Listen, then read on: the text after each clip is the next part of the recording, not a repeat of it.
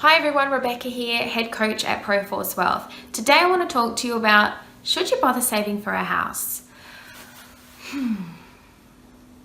Yes you should. And I'll tell you why at the end of this video. But let's look specifically. Let's talk about whether it's a lost cause or a wise idea. The Australian Millennial report, released earlier this year, has revealed that the prospect of owning a property was the single most important predictor for our generation of personal optimism. That's a big deal, guys. Meaning it's pretty important to us in terms of financial security, overall happiness, and as a sign of success and personal wealth. But we know that already, right? And it's only natural, considering we've seen our parents' generation, the baby boomers, focus on and benefit greatly from investing in real estate as the safest way to wealth creation for their security in retirement.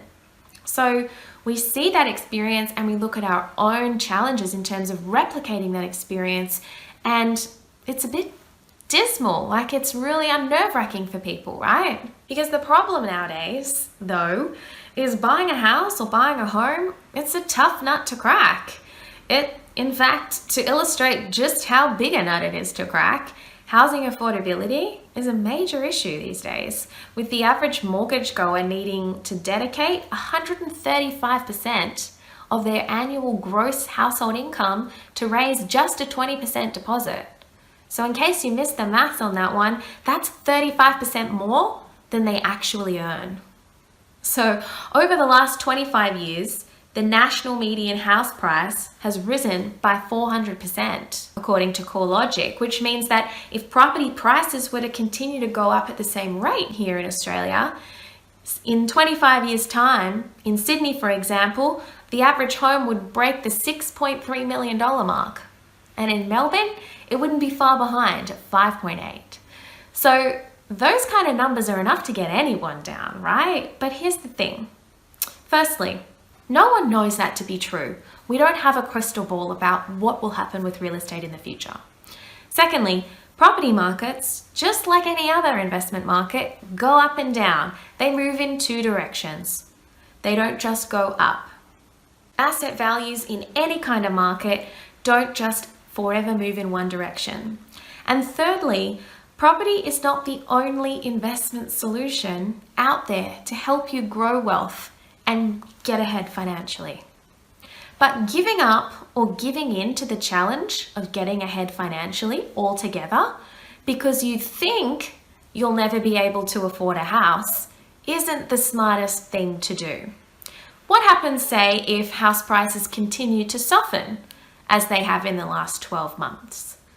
If you get a plan together for your finances, would you be on track to a healthy deposit and a foot in the door in the next few years? Or what happens if they drop? With that same plan, maybe you'll be able to afford an even better house with the same size deposit in the future.